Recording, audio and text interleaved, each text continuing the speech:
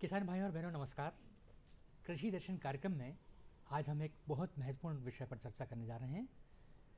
देश में अभी जो किसानों के हित में कृषि कानून बनाए गए हैं वो एक ज्वलंत मुद्दा है, जिसके बारे में आप भी जानना चाहते होंगे और बहुत सारी जो चर्चाएं चल रही हैं, बहुत सारे किसान अभी उससे असंतुष्ट भी हैं, समझ भी नहीं पा रहे हैं।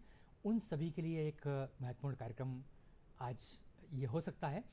हम चाहेंगे कि आप इस कार्यक्रम से जुड़ें और जानें कि ये कृषि कानून क्या हैं और आपको इसके किस तरह से लाभ मिलने वाले हैं।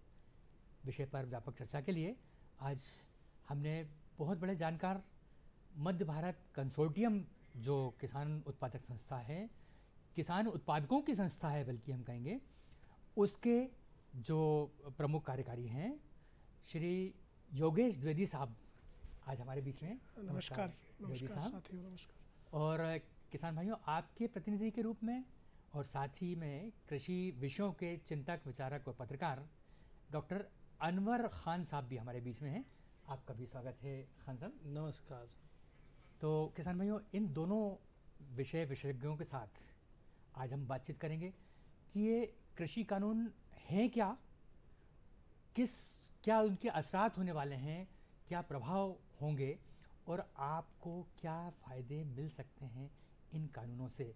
साथ ही जो कुछ भ्रामक प्रचार प्रसार हो रहा है उनसे बचने के लिए हमें किस तरह की ज़रूरतें हैं, कौन सी जानकारियाँ होना चाहिए। आइए हम बातचीत करें योगेश द्विवेदी साहब से।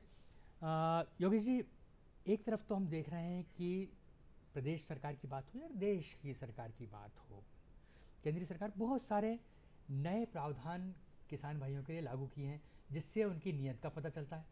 अब बात अगर हम किसान भाइयों को किसान सम्मान निधि की करें तो 6,000 रुपये की किसान सम्मान निधि भारत सरकार ने दे रही है, देना शुरू की है, किसानों के खाते में लगातार पहुंच रहे हैं। जी। बात अब तो बल्कि पुरानी हो चुकी है। जी। और दूसरी तरफ हम प्रदेश सरकार की देखेंगे, उसमें 4,000 रुपये और मिला के 10,000 रुपये उसका प्रावधान किया। अगर हम किसान मानधन योजना की बात करें जिसमें किसानों का बीमा है, 60 साल के ऊपर के किसानों को पैसा मिलता है। सिंचाई साधनों के वृद्धि की बात करें, हम उर्वरकों की उपलब्धता की बात करें, हम बीज की बात करें, हर तरफ हम देख रहे हैं कि किसानों के लिए सुविधाजनक माहौल तैयार किया जा रहा है। बिल्कुल। ऐसे में भारत सरकार जो कानून लेकर आई हैं, हम चाहेंगे कि पहले तो उन कानूनों की बात कर ली जाए कि वो कौन से कानून हैं और उसके बाद उसके प्रभावों पर हम बात करेंगे। जी। साथियों नमस्कार। मेरा नाम योगेश द्विवेदी है और मैं मध्य भारत किसान उत्पादक संगठन का प्रदेश स्तरीय परिसंघ है और इसमें प्रदेश के 43 जिलों को 1,67,000 किसान 126 विभिन्न संस्थाओं के माध्यम से कार्य कर रहे हैं। तो पूरे प्रदेश में हम लोग वर्तमान में कार्य कर रहे हैं। और जो आज का जो विषय है बड़ा महत्वपूर्ण विषय है, जिसके बारे में हमारे बहुत सारे साथियों को इसके बारे में अलग अलग तरह के लोग उनको गलत जानकारियां दे रहे हैं। तो मैं स्पष्ट करना चाहूँगा साथियों कि जैसा अभी श्रीवास्तव जी ने बताया कि भारत सरकार कई सारे अपने किसान हितैषी कार्यक्रम लेके लगातार आ रही है और जो किसान ये जो कानून आए हैं, 3 कानून है, ये पूर्णतः किसान जो है किसानों के हित के लिए है। साथियों, मैं एक मध्य प्रदेश का एक रीवा जिला है, वहाँ के किसान परिवार से हूँ और मेरे पिताजी भी किसान थे और मैं इसके बाद पढ़ाई करके और मैं अभी इस संस्था पे कार्य कर रहा हूँ। मैं आपको बताऊँगा कि जो वर्तमान व्यवस्थाएँ थी कृषि विपणन की, उत्पादन में तो सरकार ने काफ़ी मदद किया था और उसमें काफ़ी उत्पादन में आशातीत वृद्धि हुई। हम सबको मालूम है कि देश जब स्वतंत्र हुआ था तो उत्पादन का स्तर क्या था, 50 मिलियन मैट्रिक टन था और हम आज 300 के आसपास पहुँच रहे। लेकिन जो विपणन की जो समस्या थी, एक बड़ी समस्या थी और उसको लेकर के भारत सरकार, कई सरकारें, इनफैक्ट इसके पहले की जो सरकारें थी उन्होंने भी कानून में सुधार की बात कर रहे थे और बहुत सारे हमारे प्रधानमंत्री जी ने बताया है कि 2000 से कमेटी बनी हुई थी और वो करके उसके कई बार उनकी बैठकें हुई, इसके तरह कई तरह के संशोधन हुए जो हमारा मंडी कानूनों में। और आज करके जो है जो वर्तमान सरकार है उन्होंने एक दृढ़ निश्चय के साथ एक साहसी कदम उठाया है और इसके बारे में हमें जानकारी बिल्कुल आवश्यक है कि ये किस तरह से हमें फायदा दे रहे हैं। तो मैं साथियों पहले कानून के बारे में आपको बताऊंगा कि जो पहला कानून है हमारा agriculture produce trade and commerce, agriculture produce trade. हाँ, आगे से हिंदी में कहें तो हम कृषक उपज व्यापार और वाणिज्य संवर्धन और सरलीकरण विधेयक करें और ये क्योंकि अब कानून बन गया है तो अब विधेयक से कानून हो चुका है और इस कानून में आप देखेंगे कि ये जो सुविधा दी जा रही है, मैं साथियों आपको बताना चाहूँ, कानून जो है 6 जून को जब अध्यादेश लागू हुआ था और करीब 23 या 24 सितंबर को कानून के रूप में आज आ गया था।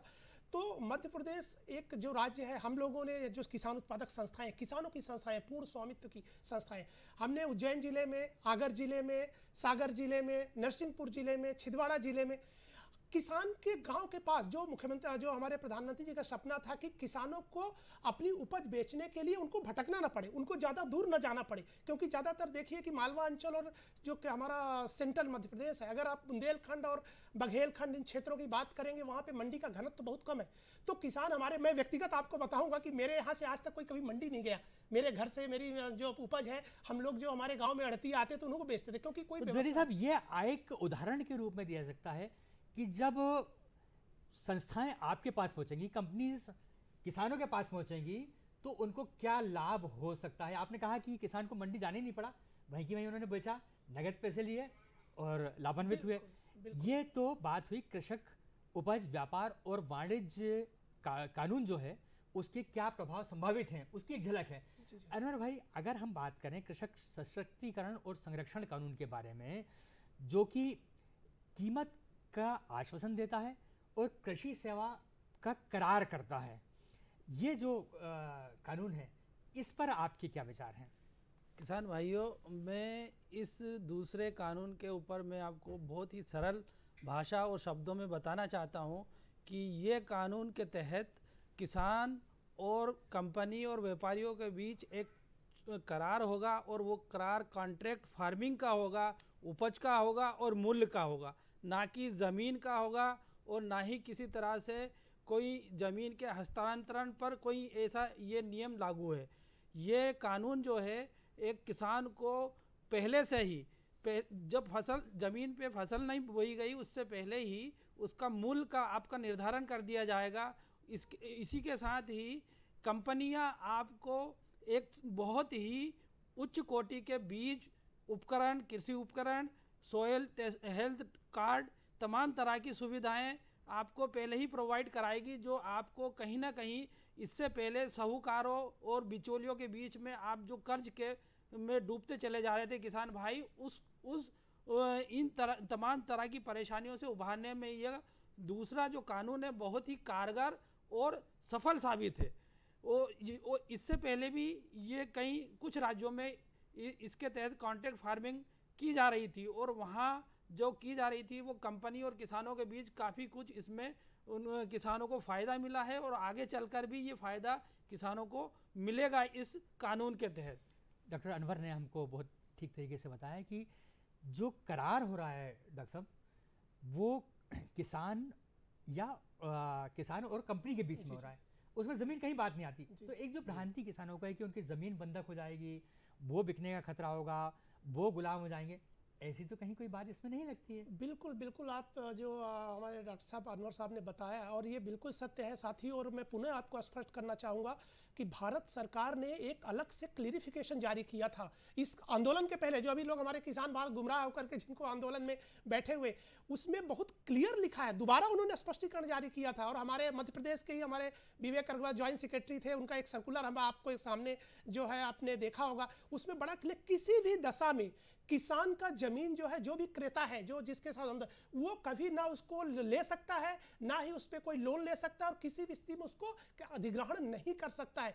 और किसान साथियों ध्यान रखिए, किसान किसी भी स्टेज में अगर उसको लगता है कि मेरे को मूल्य कम मिल रहा है और बाहरी अगर कहीं पे ज़्यादा किसान हट सकता है। किसान को पूरी स्वतंत्रता है उस बंधन से हटने के लिए, अगर करार के बावजूद। लेकिन ध्यान रखिए, कंपनी जो है, जो क्रेता है, वो नहीं हट सकता है। सरकार ने उसको, तो सरकार ने किसानों को पहले ही ऊपर रखा हुआ है। आपकी जो चिंताएं हैं, सरकार ने पूरी, छोटे किसान, हमें मालूम है कि हो सकता है कि लोग उनको कहीं ऐसी स्थिति आए, तो सरकार ने पहले ही रखे, किसान किसी भी स्थिति में हट सकते हैं। लेकिन जो क्रेता है, जिसने अनुबंध किया है, उसको जो दर उसने निर्धारित किया है वो दर उसको देना पड़ेगा, और साथ में जो है उसको जो मूल्य में से जिसको खरीदना है उसको पूरा उपज उसको खरीदना पड़ेगा। तो ये एक बहुत अच्छी जो है हमारे किसानों के लिए। और साथियों, जब आपने देखा होगा कि बहुत सारे उपज है, उत्पादन आने के बाद उनका प्राइस जो है पूरा कोलैप्स हो जाता है, बिल्कुल कम हो जाता है। ऐसी दशा में अगर आपको पहले से ही मालूम है कि मेरे को ये मूल्य मिलने वाला है, तो हमारे बहुत सारे किसानों का, भाइयों का इससे भला होगा। तो डॉक्टर साहब, डॉक्टर अनवर से जानना चाहूँगा,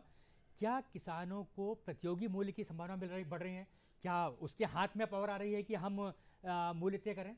बिल्कुल आ रही है। इसके तहत क्या हो रहा है कि किसान अभी तक एक जो हमारी एपीएमसी मंडियाँ जो होती थी उसी के दायरे में रहकर वहीं पर वो एक ही उनका मात्र साधन था अपनी फसल को बेचने का। लेकिन अब उसको खुला बाज़ार मिल रहा है।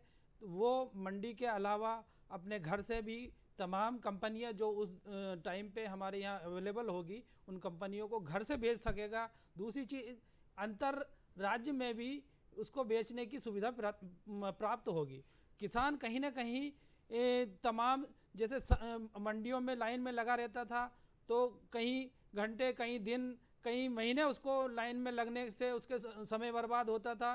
ट्रैक्टर ट्रालियों का खर्चा उसको ज़्यादा लगता था। इवन कभी कभी तो ये आता था कि इतने ज़्यादा कभी तोल कांटे ख़राब हो रहे हैं तो 2-2, 3-3 दिन तक मंडियों में वो खड़ा रहता था। तो ये तमाम चीज़ें जो है वो किसान भाइयों को इससे सबसे ज़्यादा फ़ायदा मिलने वाला है। तो डॉक्टर साहब, मतलब सीधे सीधे लाभ तो हैं लेकिन परोक्ष लाभ बहुत सारे दिखाई दे रहे हैं इसमें। यानी बहुत सारा जो नुकसान किसान भाई को होता था या अनाज को जो नुकसान होता था तो वो उन सब से भी बच सकते हैं। जानना चाहूँगा। बिल्कुल, इसमें श्रीवास्तव जी इसमें यह है कि अब किसान को एक साथ कई कंपनियों को बेचने का अवसर मिलेगा तो वो उसको एक बहुत सारा मार्केट, बहुत सारी दुकानें उसके पास अवेलेबल होगी और वो अपने अनाज को अगर 20 रुपये किलो बिक रहा है तो वो 22, 23, 25 और 30 रुपये किलो तक बेचने के लिए उसको अवसर प्रदान होंगे। जी जी, बिल्कुल अवसरों की वृद्धि होगी, संभावनाएं बढ़ेंगी। डॉक्टर साहब, अगर हम बात करें आवश्यक वस्तु संशोधन की, द्विवेदी सर, तो ये जो कानून है इसमें जो बदलाव लाए गए हैं ये क्या है और किसानों के लिए किस तरह से फ़ायदेमंद हो सकते हैं? देखिए, इसेंशियल कमोडिटी अमेंडमेंट एक्ट जो है अभी जो है उसमें पहले आपको याद होगा कि चूंकि हमारा देश जब हम लोग आज़ाद हुए थे उस समय हमारे पास खाद्य उत्पादों की जो खाद्यान्नों की काफ़ी कमी थी और हमें आयात करना पड़ता था। और इसके कारण क्या है, कई ऐसे कानून बनाए गए थे जो कि उस समय के लिए आवश्यक थी, उनकी उस ज़रूरत थी क्योंकि उस समय कालाबाजारी और इस तरह की चीज़ें बहुत प्राय होती थी। अभी वर्तमान में देश में स्थिति आप देखेंगे कि सरकार ने जैसा बताया है कि सरकार के गोदाम पिछले आगे 5 साल अगर कुछ भी नहीं खरीदे तो भी गोदाम भरे हुए हैं। पूरे सरकार में जो खाद्यान्न है पर्याप्त है। धान गेहूं का हमारे पास पर्याप्त भंडार, ऑयल सीड और पल्सेज में थोड़ा सा हमारा कम होता रहता है लेकिन खाद्यान्न जो मुख्यतः धान और गेहूं और दूसरे जो खाद्यान्न वो पर्याप्त है। अब सरकार का जो है ये है कि अगर आपको खेती में देखिए, सरकार ने लक्ष्य रखा है कि 2022 में हम अपने किसानों की आमदनी दुगनी करेंगे। कृषि को हमें व्यवसाय, इसमें जो है इन्वेस्टमेंट हमें कृषि में बढ़ाना है। कृषि में पूंजी जो है वो निवेश नहीं हो पा रहा था, वो बढ़ाना है। अब कोई भी अगर निवेश करता आएगा, अगर उसके पास जो रॉ मटेरियल है, अगर उसके हाथों उसने फैक्ट्री खोला है, साल भर के लिए अगर उसको मान लीजिए 1000 कुंटल पर डे उसको लगता है, साल भर में उसको जो है करीब 5 से 10 लाख कुंटल अनाज की जरूरत है। अगर उसको स्टोर करने की आप उसको जो सहूलियत नहीं देंगे तो वो अनुबंध क्यों कोई फैक्ट्री लगाएगा। और आप देखिए मतलब कई राज्यों की स्थिति है कि बाकी उद्योगों में बहुत बड़ा इन्वेस्टमेंट है, बाकी विभागों में, लेकिन खेती में उतना। तो सरकार ने इसको महसूस किया और बड़ी चर्चा हुई कि ऐसे जो हमारे उत्पाद है जिनकी की मात्रा ऑलरेडी सरप्लस है, जो काफ़ी प्रचुर मात्रा में उत्पादन हो रहा है, तो उसको क्यों हम इस कानून के तहत लाए। और इसलिए उन्होंने बंधन जो लिमिट था संग्रहण की उसको उन्होंने ओपन कर दिया। अच्छा, इसका दूसरा सबसे बड़ा नुकसान ये होता था कि ये एक इंस्पेक्टर राज को बढ़ावा देता था। लोग क्या है छापा मारते थे, परेशान करते थे, तो कोई भी व्यक्ति जो है उसको संग्रहण नहीं करता था। और संग्रहण न होने से होता क्या था, जैसे अभी प्याज का आपका उदाहरण है कि ये हमारे दूसरे देशों में चला जाता था। हमारे यहाँ के लोकल आदमी जो हमारे व्यापारी हैं या हमारे जो बड़े प्रोसेसर्स हैं वो उतनी अपनी मात्रा के अनुसार, आवश्यकता के अनुसार संग्रहण नहीं कर पाते थे। लेकिन साथियों, मैं यहाँ फिर मैं स्पष्ट करना चाहूँगा कि सरकार ने इस कानून में संशोधन किया है, आपको अपना माल संग्रहण करने की छूट दी है, उसकी सीमा जो है खत्म कर दी। लेकिन अगर किसी ऐसी जो कोई पदार्थ है, खाद्य पदार्थ, इसकी उपज अगर उसमें से अगर वो डबल हो जाती है, अगर उसमें 50% से अधिक अगर वृद्धि होती है, तो सरकार ने अभी भी अपने पास वो अधिकार रखे हैं कि कभी भी सरकार चाहेगी तो उस कानून को, उस अधिकार को यूज कर सकते हैं। और उन्होंने प्याज में भी किया है। प्याज का जब अभी रेट अभी बढ़ा था तो उन्होंने उसको यूज करके और उन्होंने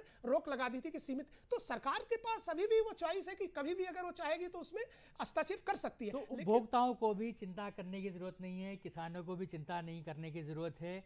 ये कानून आपके हित में हमेशा ही रहेंगे। एक छोटा सा ब्रेक लेते हैं और उसके बाद फिर से हम लौटते हैं। किसान भाइयों, देखते रहिएगा कृषि दर्शन।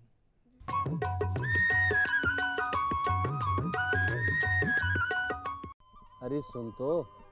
मुझे क्या सुनाना चाहते हो? जो सुनाओ मेरी सौतन को। किसको? अरे वही तुम्हारा मोबाइल फोन जिससे सुबह शाम दिन रात चिपके रहते थे और कहते थे किसान कॉल सेंटर से बातें हो रही हैं। अच्छा ये बात है। हाँ क्यों, क्या हुआ? अब बात नहीं होती क्या? अब तो झट से बात हो जाती है। संबंधी समस्याओं का अपनी भाषा में तुरंत हल पाने के लिए पूरे भारत में किसी भी फोन से हेल्पलाइन नंबर पर संपर्क करें। किसानों का दोस्त किसान कॉल सेंटर।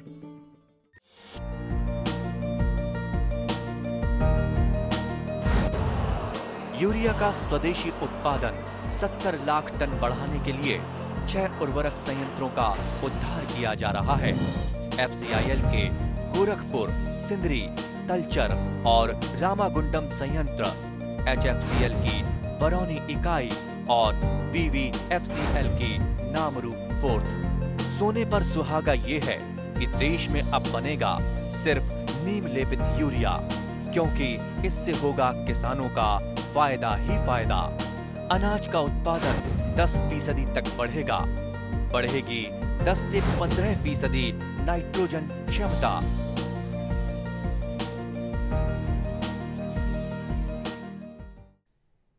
एक अल्प विराम के बाद हम फिर से उपस्थित हैं। किसान भाई देख रहे हैं आपका अपना कार्यक्रम कृषि दर्शन, और आज हम बातचीत कर रहे हैं नए कृषि कानूनों के बारे में। हमारे साथ हैं श्री योगेश द्विवेदी जी, जो कि मध्य भारत कंसोर्टियम जो संस्था है कृषि उत्पादक संस्थाओं की, उसके मुख्य कार्यकारी हैं, और साथ में डॉक्टर अनवर खान साहब जो कि कृषि पत्रकार हैं और किसान भी हैं।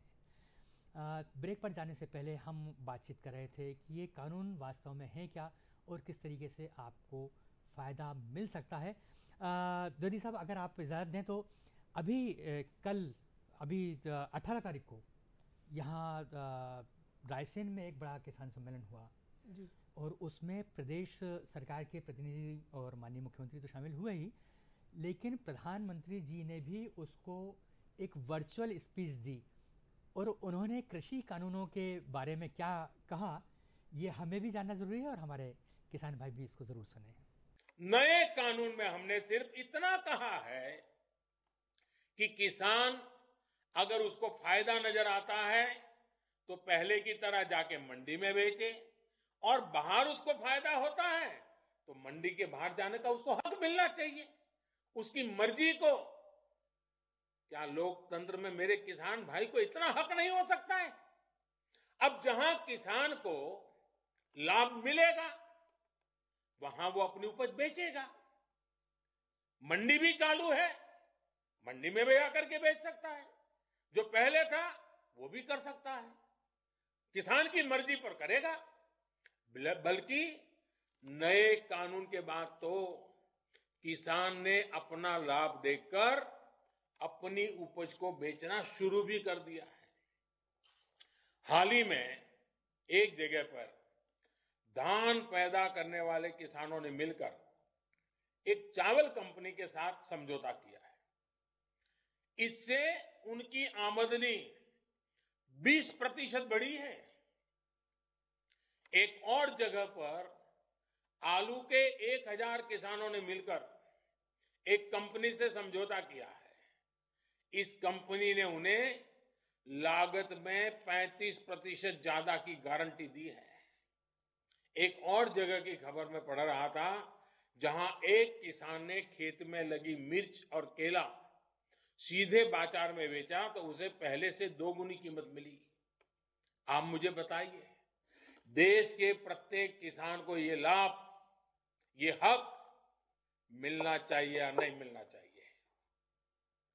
किसानों को सिर्फ मंडियों से बांधकर बीते दशकों में जो पाप किया गया है, ये कृषि सुधार कानून उसका प्रायश्चित कर रहे हैं। और मैं फिर दोहराता हूं, नए कानून के बाद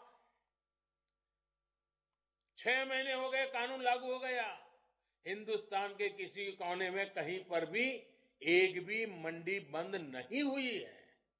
कई दशकों से ये प्रयास किए जा रहे थे कि किसानों की स्थिति में सुधार हो, उनकी आर्थिक स्थिति, आर्थिक आय के अवसर बढ़ें, और ये सरकार तो लगातार प्रयास कर रही है।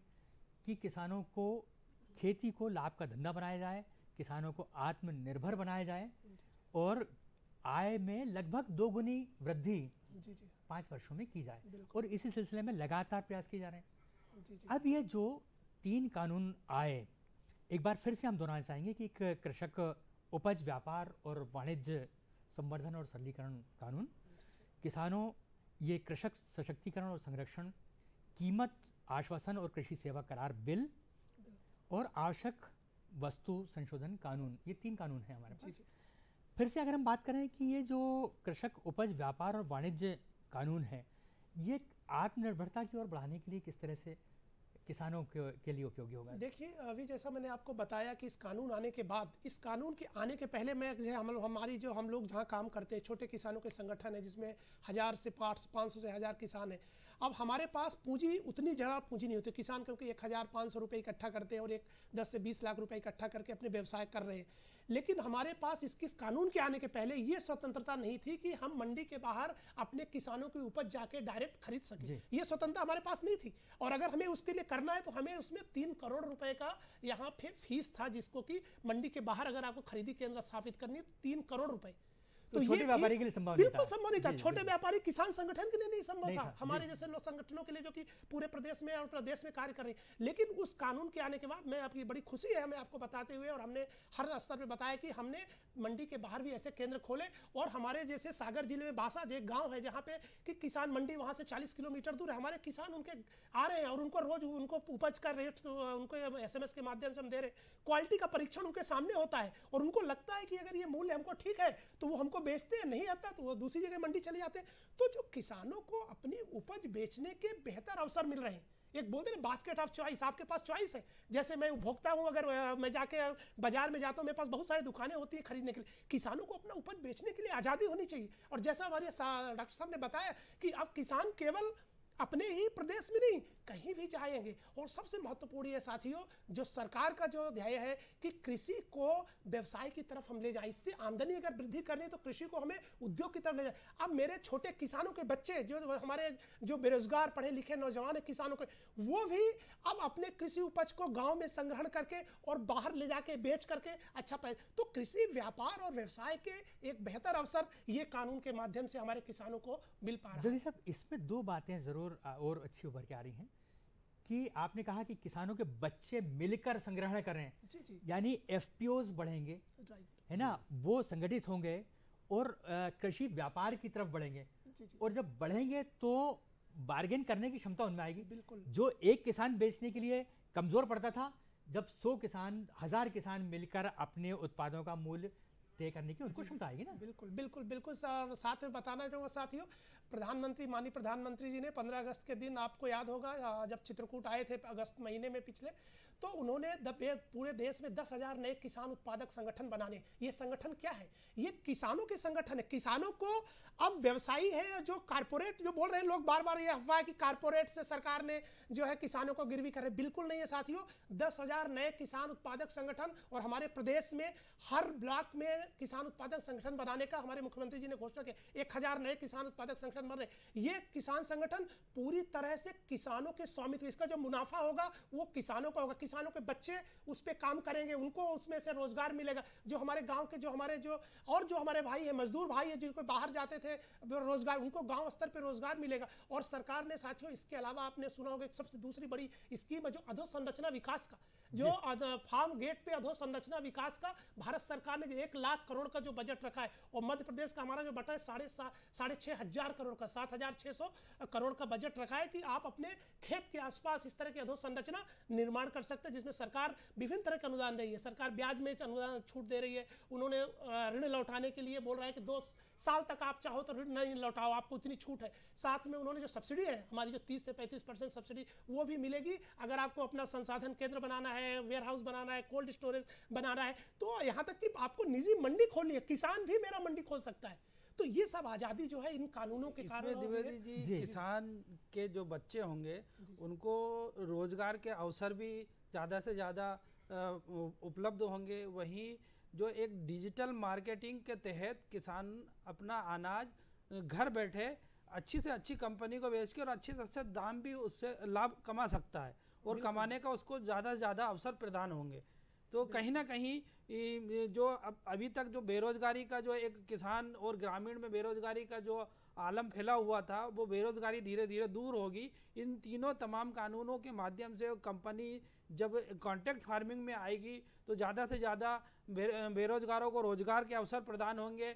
किसान के जो बेटे हैं बड़ी बड़ी कंपनियों में यहाँ मैनेजर की पोस्ट तक भी प्रोवाइड होगी, अच्छी से अच्छी उनको तनख्वाहें मिलेगी, अच्छे से अच्छा उनका जीवन यापन के एक साधन कंपनियां मुहैया कराएंगी उनको रहने के लिए, रेस्ट हाउस, मकान, तमाम तरह की कॉलोनियों का भी इसमें कहीं ना कहीं किसान के लोगों को फायदा मिलेगा। बिल्कुल फायदे बहुत हैं। डॉक्टर योगेश द्विवेदी साहब जो कि मध्य भारत कंसोर्टियम के मुख्य कार्यकारी हैं, और डॉक्टर अनवर खान साहब जो कि पत्रकार भी हैं किसानों के और किसान प्रतिनिधि भी हैं, इनसे हमने बातचीत की।